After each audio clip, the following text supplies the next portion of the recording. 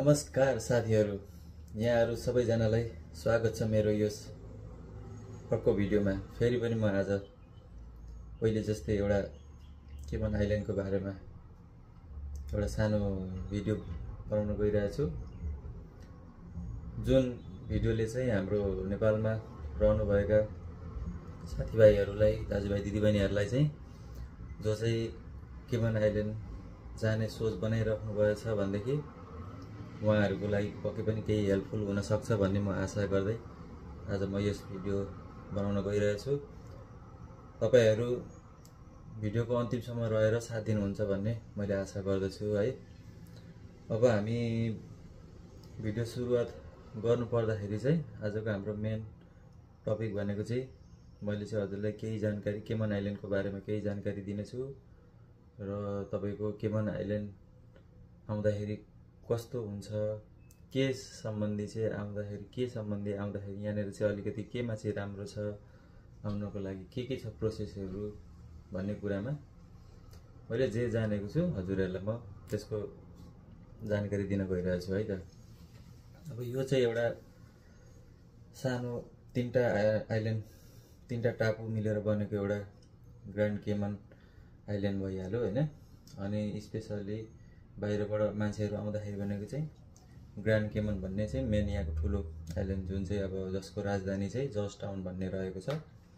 यो चाहिँ एउटा करिबियन सी या त तपाईको जमैका र क्युबाको साइडमा रहेको एउटा सानो आइल्यान्ड हो भनौं न हैन। अब क्यापिटल त जर्ज टाउन ग्रान्ड केमन भन्ने भइहाल्यो। अब यहाँनेर मेन तीनटा आइल्यान्डहरु भइहाल्यो हैन। यो ग्रान्ड केमन, त्यसपछि केमन ब्राक, त्यसपछि लिटिल केमन भन्ने भयो है। अब यहाँ चाहिँ यो चाहिँ एकदमै सानो एरिया हो। जुन यो ग्रान्ड केमन चाहिँ टोटल एरिया भनेको जम्मा 264 स्क्वायर फिट या भनौं किलोमिटर उसको छ। एकदम अत्यन्त सानो आइल्यान्ड रहेको छ। अनि यहाँको क्लाइमेट भनेको चाहिँ अब गर्मी, त्यसपछि नम्सिलो एकदम तपाईको समुद्रिक हावा सदाबार चलिरहने त्यस्तो खालको अब जस राम्रो छ, एकदम वेदर चाहिँ राम्रो छ। अनि अब यहाँको नेचुरल ब्युटी भनेको चाहिँ अब यहाँको व्हाइट स्यान्ड, अब एकदम जुन बालुवाहरु चाहिँ एकदम सफा टाइपको क्रिस्टल वाटर, एकदम क्लिन वाटर भएको टाइपको बीचहरु भयो हैन। अनि त्यसपछि अब यहाँ चाहिँ भनेको अर्को डाइभिङ साइटहरुको लागि चाहिँ एकदम फेमस छ यो ठाउँ चाहिँ टुरिस्टहरुको लागि। अब यहाँको हिस्टोरिकलको कुरा गर्नु पर्दा चाहिँ भनेको यो डिस्कभर चाहिँ एउटा हाम्रो क्रिस्टोफर कोलम्बस भन्ने एउटा मान्छेले चाहिँ अब 1503 मा पत्ता लगाएको रहेछ यो आइल्यान्ड चाहिँ हैन। जुन चाहिँ अब ब्रिटिश रुल अनुसारले चाहिँ चल्ने गर्दछ। यो चाहिँ अब एउटा ब्रिटिश टेरिटोरी भनेर पनि बुझिन्छ हैन। अनि अब 20th सेन्चुरी अब यो 20औं शताब्दीको उसमा चाहिँ पछिको अवस्थालाई हेर्ने हो भने चाहिँ अब यहाँ चाहिँ एकदम टुरिज्म सेक्टरबाट, फाइनान्शियल सेक्टरबाट चाहिँ यो देशको विकासले एकदम गति लिइरहेछ भनौं न। अब यो देशलाई चाहिँ राम्रो बनाइरहेछ टुरिज्म र अब त्यसपछि फाइनान्शियल सेक्टरहरुबाट चाहिँ।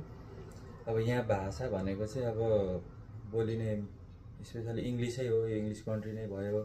अब यहाँनेर हामी चाहिँ अब भिजिटरहरुको लागि त अब त्यो ल्याङ्ग्वेज भन्ने कुरा अब यसो आफ्नो सहजको लागि त पक्कै पनि चाहिहाल्यो। अब काम गर्नको लागि चाहिँ अब जस्तै अब हाम्रो अरु देशमा चाहिँ आइएल्सहरु भने जस्तै यहाँ आइएल्स पनि चल्छ र त्यसपछि भनेको एउटा टोइक टेस्ट भन्ने हुन्छ। त्यो चाहिँ अब तपाईहरुले जसले पनि अब उतैबाट पास गरेर आए पनि भयो, यहाँ आइसकेर पछि एक्जाम दिन्छु भन्दा पनि भयो। 2-4 चोटि ट्राई गर्छु भन्दाखेरि एक्जाम पास गरिसकेपछि अनि त्यसपछि अरु लिगल प्रोसेसहरु हुन्छ त्यो भइहाल्यो।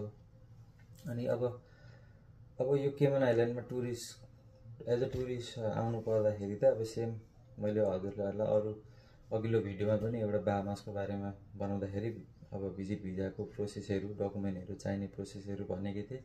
सेम त्यही नै हो। अब भ्यालिड पासपोर्टहरु भइहाल्यो। अब त्यसपछि अब बैंक स्टेटमेन्टहरु, त्यसपछि अब रिटर्न टिकटहरु, यस्तै कुराहरु हुन् हैन। अब यो भनेको त एकदम भिजिट भिजाको लागि हरेक ठाउँको एउटा कमन डकुमेन्टहरु तिनै हुन्। र अब अब यो वर्किङको लागि चाहिँ अब कुरा गर्नुपर्दा केमन आइल्यान्डमा चाहिँ वर्किङ भिजा पाउने सम्भावना चाहिँ एकदम स्किल पर्सनहरूको लागि र प्रोफेसनलहरूमा चाहिँ सबैभन्दा बढी सम्भावना रहेको छ होइन। अब यो हामी बाहिरी मुलुकबाट केमन आइल्यान्डमा काम गर्ने भनेको चाहिँ त्यहाँको यो केमन आइल्यान्डको चाहिँ लोकल मार्केटमा एभाइलेबल नभएका मेन पावरहरूको चाहिँ ठाउँमा चाहिँ अब हामीहरूले फिलअप गर्ने हो होइन। सकेसम्म चाहिँ यहाँको लोकल गभर्मेन्टले चाहिँ अब मेन लोकल पपुलेसन लोकल मान्छेलाई नै फर्स्ट प्रायोरिटी दिन्छ क्या, अब त्यसमा कोटै हुन्छ। अनि अब सबैभन्दा बढी आवश्यकता भएको क्षेत्रहरू चाहिँ अब यहाँनिर टुरिज्म सेक्टर, टुरिज्म हस्पिटालिटीको बारेमा हो होइन। अब त्यो भन्नुपर्दाखेरि चाहिँ अब हस्पिटालिटी उसमा चाहिँ अब तपाईँको यो के भन्छ housekeeping, front desk, safe, waiters, त्यस पछाडि अब प्रपर्टी मेन्टेनहरूमा पनि रहन्छ। अब यिनीहरूको मैले बुझेअनुसारले यिनीहरूको अब यो हाम्रो टुरिज्म के भन्छ यो हस्पिटालिटी क्षेत्रको टुरिज्म सेक्टरमा चाहिँ अब कमाइ भनेको चाहिँ लगभग 1500 लिएर 3000 त्योभन्दा माथि पनि हुनसक्छ एज आफ्नो एक्सपिरियन्स अनुसारले। अब यहाँ आइसकेपछि अलिकति बसेको अनुसारले त्यो पनि हुन्छ। स्टार्टिङ चाहिँ जे होस् 1500 देखि 3000 मानौँ न, त्यो भइहाल्यो। अब अर्को हाम्रो चाहिँ कन्स्ट्रक्सन या त स्किल वर्करहरूको बारेमा भन्नुपर्दाखेरि चाहिँ इलेक्ट्रिसियन, प्लम्बर भइहाल्यो, कार्पेन्टर, हेभी मेसिनरी अब अपरेटरहरू भयो। अब यिनीहरूको पनि अलिकति स्कोप राम्रै छ। यिनीहरूको पनि कमाइ भनेको त्यही 3000-3500 नै हुने गर्दछ होइन। अब तपाईँको अनि अर्को यो जुन फाइनेन्सियल सेक्टरमा या त अब लिगल सर्भिस भनौँ न होइन। अब यिनीहरूको कुरा गर्नु पर्दाखेरि चाहिँ यिनीहरूको बारेमा चाहिँ अब अकाउन्टेन्ट, अडिटरहरू भयो, त्यस पछाडि फाइनेन्सियल एनालाइसिस्टहरू भयो, ब्याङ्क इन्सुरेन्स सेक्टरका प्रोफेसनलहरू जस्ताको लागि पनि अब एकदमै राम्रो छ। उनीहरू एजुकेटेड पर्सनहरूको लागि त अब 3000 देखि 7000, 8000 सम्म पनि हुन्छ।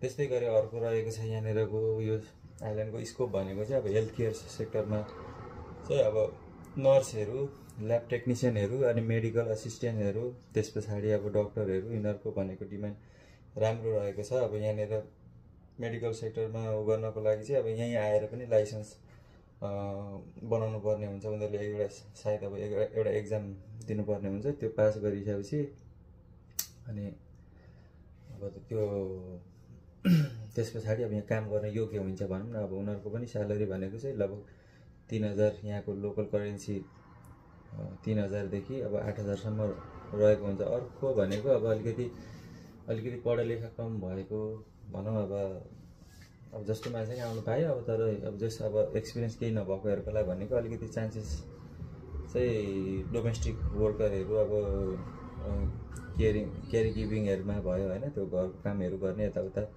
त्यस्तोमा पनि अब 1200 देखि लिएर 1200 लिएर 2000सम्म कमाइ हुन्छ। अब त्यो पनि अब ओनर हेरिकन भनौँ न, बोसहरू हेरिकन अब त्यो अनुसारले डिपेन्ड हुन्छ। अनि आफूले कस्तो काम गर्न सकिन्छ, कम्पनीले कस्तो अफर गर्छ, त्यो अनुसारले डिपेन्ड भइहाल्यो।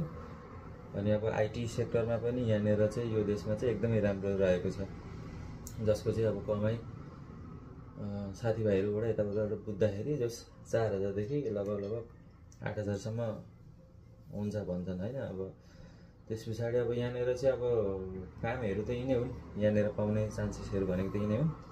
अब वर्क पर्मिट चाहिँ यहाँ कसरी पाउने त होइन, केमन आइल्यान्डमा वर्क पर्मिट पाउने प्रक्रिया अब यो भनेको चाहिँ गल्फ कन्ट्री जस्तो या त तपाईँको अब यो माल्टा साल्टा यस्तो जस्तो चाहिँ अब तपाईँको मेन पावरमा डिमान्ड जाने, मेन पावरबाट चाहिँ इन्टरभ्यू त्यहीँ फेस गर्ने त्यस्तो भन्ने त हुँदैन यहाँबाट। अब यो चाहिँ तपाईँहरूले अब यहाँ त या तपाईँहरूको कोही चिने जानेको हुनु पऱ्यो आइल्यान्डमा, अनि उनीहरूले हेल्प गर्न सक्छन् तपाईँहरूलाई वर्क पर्मिट पाउनको लागि। अब एउटा रियल तपाईँहरूलाई इजी र एकदम सजिलो सस्तो भनेको चाहिँ अब तपाईँहरूले चाहिँ अनलाइनबाट चाहिँ अब कम्पनीहरू खोज्ने, त्यहाँनिर चाहिँ अब त्यहाँनिर जब वेबसाइटहरू हुन्छ, उनीहरूको वेबसाइटमा गएर चाहिँ तपाईँहरूले जब एप्लाई गर्ने, त्यस्तोबाट चाहिँ अब तपाईँको इन्टरभ्यू फेस गराउँछ या त के गर्छ, कुरा गर्छ। अनि त्यो भइसकेपछि अब तपाईँलाई यहाँको वर्क पर्मिट पाउन भनेको चाहिँ यहाँको सर्वप्रथम यहाँको कम्पनीले चाहिँ तपाईँलाई चाहिँ एउटा अफर लेटर दिनु पऱ्यो होइन, जब दिनु पऱ्यो भनौँ न, जब अफर। त्यो जब अफर पाइसकेपछि चाहिँ अब तपाईँ हामीले हाम्रो होम कन्ट्रीबाट प्रोसेस गर्ने होइन, तपाईँले एउटा केही सर्टेन एउटा फर्म चाहिँ एप्लिकेसन फर्म फिलअप गरेर पठाइसकेपछि यहाँको कम्पनीले चाहिँ एकदम जुन चाहिँ रिक्वायर भएका डकुमेन्टहरू मागेर त्योसँगै अब तपाईँको चाहिँ पर्मिट यहाँबाट प्रोसेस हुन्छ, जुन चाहिँ अब 4 हप्तादेखि लिएर अब 2 महिना जति पनि लाग्न सक्छ। अब उसले अब एक्सप्रेस नर्मल कस्तो गर्छ त्यही अनुसारले। अब यहाँनिर सर्वप्रथम तपाईँले जब अफर पाइसकेपछि यहाँको लागि प्रोसेस गर्न चाहिने डकुमेन्ट्स भनेको भ्यालिड पासपोर्ट भइहाल्यो, त्यस पछाडि क्वालिफिकेसन एक्सपिरियन्स डकुमेन्ट्सहरू भइहाल्यो, पुलिस रिपोर्ट अब त्यो जुन चाहिँ अब क्लियर हुनु पऱ्यो होइन, त्यस पछाडि अब हेल्थ सर्टिफिकेट भइहाल्यो, अब मेडिकल रिपोर्ट भनौँ न, यस्तै नै छन्। अनि प्रोसेसहरू त अब जुन चाहिँ अब समग्रमा भन्नुपर्दाखेरि चाहिँ अब तपाईँ यहाँ आइसकेपछि कस्तो छ त, अब मेन कुरो त तपाईँको डाइरेक्ट काममा तपाईँको त्यसरी जुन अघि मैले भने जस्तो हिसाबले लिगल्ली उसमा राम्रोसँग प्रोसेस भएर तपाईँ आउनुभयो भने अब ठिकै छ। अरू भनेको त्यस्तै हो कमाइहरू, अब यहाँको कति कमाइ हुन्छ भन्ने कुरा त लगभग मैले अघि नै भनिसकेँ। अब सेभिङ भन्ने कुरामा चाहिँ अहिले एकदमै यो केमन आइल्यान्ड चाहिँ एकदमै एक्सट्रिमली एकदमै एक्सपेन्सिभ छ है। यहाँ चाहिँ अब रुमहरू पाउन पनि गाह्रो छ। यहाँ चाहिँ भनेको अब हाम्रो मिडल इस्ट जस्तो चाहिँ अब कम्पनीले नै बस्ने गर्ने व्यवस्था उनीहरूले गरिदिँदैन। अब कुनै कम्पनीले हप्ता दिन 15 दिनको लागि आएर स्टे गर्ने एउटा एरेन्ज गरिदिन्छ, त्यस पछाडि भनेको आफैले रुम खोजेर आफै मुभ हुनुपर्ने हुन्छ। या त अब कुनै कम्पनीले त हेर्दा पनि हेर्दैन, जस्ट उसले भनेको काम दिने हो, द्याट्स इट होइन। अब यहाँनिर महँगी एक्सपेन्सिभको कुरा गर्नु पर्दाखेरि चाहिँ अब रुमहरू पहिलो कुरो त पाउनलाई एकदमै महँगो छ। यो भनेको चाहिँ बरु यहाँनिर आएर बरु 2-4वटा गर्लफ्रेन्ड बरु भेटिएला, तर रुम पाउन एकदम गाह्रो छ यहाँ चाहिँ। त्यो गर्दाखेरि चाहिँ अब तपाईँको रुमहरू चाहिँ सानो एकदमै पाए पनि तपाईँको 800-900, यहाँको 800-900, 1000-1200, अलिकति राम्रो खालको भेट्यो भने 1500-1600 त्यस्तो छ। अब एक्लै त बस्ने कुरा भएन, सेयरिङै जुन चाहिँ सेयरिङै गरेर बस्दाखेरि पनि 2जना भन्दा बढी बस्न नपाउने, कहीँ अब 3जनासम्म, त्यो पनि अब ओनरहरूलाई नभनिकन त्यसरी मान्छेहरू 2जना 3जना 4जनासम्म बस्न चाहिँ। र त्यो अनुसारले हेर्ने भने नि अब एकदमै सस्तो बस्दाखेरि भनेको त्यसरी म्यानेज गरेर बस्यो भने 400देखि 500सम्म चाहिँ अब रुमकै गइहाल्यो, 500-600सम्म। त्यस पछाडि अब रह्यो त अब हाम्रो फुड कस्ट भयो होइन। अब फुड कस्ट भनेको चाहिँ अब होटल सेक्टरमा काम गर्नेहरूले त उस्तै पारि एक टाइमको या त कसैले त अब 2 टाइमकै पनि खाना उतै खाइन्छ र अलिक केही हदसम्म कस्ट अब तपाईँको हुन्छ, अब अलिकति कम पर्छ रुममा। नत्र भने अब अरू सेक्टरमा काम गर्नेहरूले जुन चाहिँ होटल सेक्टरमा काम गर्दैन उनीहरूले भनेको त अब बिहान बेलुका खाजा नास्ता घरमै खानु पर्यो। अनि उनीहरूको भनेको चाहिँ लगभग 400-500 चाहिँ पर पर्सन आउँछ। त्यस पछाडि अब ट्रान्सपोर्टेसनहरू भयो, यताउता फोन रिचार्ज यताउता गर्दाखेरि 150-200 रुपियाँ गइहाल्यो। गर्दाखेरि एकदम समग्रमा भन्नुपर्दा लगभग अलमोस्ट पर पर्सन चाहिँ 800देखि लिएर 1200सम्म त यहाँको लिभिङ कस्ट र अब रुमको अब एक्स्ट्रा खर्च भनौँ, आफ्नो पर्सनल खर्च त्यति हुन्छ। अब त्यही अनुसारको तपाईँको जुन अघि मैले भनेको बेसिक वेजेसहरूको अनुसारले जुन बेसिक यहाँनिर पाउने हुन्छ, त्यसमा चाहिँ तपाईँको सर्भिस चार्जहरू पाउने, ओभरटाइम पाउने, त्यस्तोहरू भयो भने चाहिँ अलि केही मात्रामा राम्रो सेभिङ हुन्छ। नत्र भने चाहिँ एकदमै गाह्रो छ अब सेभिङ गर्नलाई। अब राम्रो हुनेको राम्रो पनि छ, नराम्रो हुनेको व्यर्थै पनि छ। योभन्दा मिडल इस्ट नै राम्रो भन्ने टाइपको पनि छ यहाँ चाहिँ होइन। अब सेम फिल्डमा काम गर्नेहरू कसैको धेरै राम्रो छ, कसैको एकदमै नराम्रो छ, खाना बस्न पनि एकदम धाउधाउ पर्ने, कसैलाई त त्यो पनि नपुग्ने, त्यस्तो स्थिति छ। र यति भन्दै तपाईँहरू यदि केमन आइल्यान्ड आउने सोचमा हुनुहुन्छ भनेदेखि चाहिँ तपाईँहरू कसरी आइराख्नु भएछ। अब तपाईँ चाहिँ होइन अब मान्छेहरू धेरै बाटोबाट आउँछन्, जस्तै अब तपाईँको एजेन्टहरूको थ्रुबाट धेरै पैसा लगाएर आउनुहुन्छ तपाईँहरू। यहाँ आइसकेको भनेको सर्भाइभ गर्न एकदमै गाह्रो छ है। पहिलो कुरो चाहिँ तपाईँको काम फिक्स छैन भने चाहिँ काम पाउन एकदमै गाह्रो छ, एकदमै बुझ्नुहोस्, एकदमै गाह्रो छ।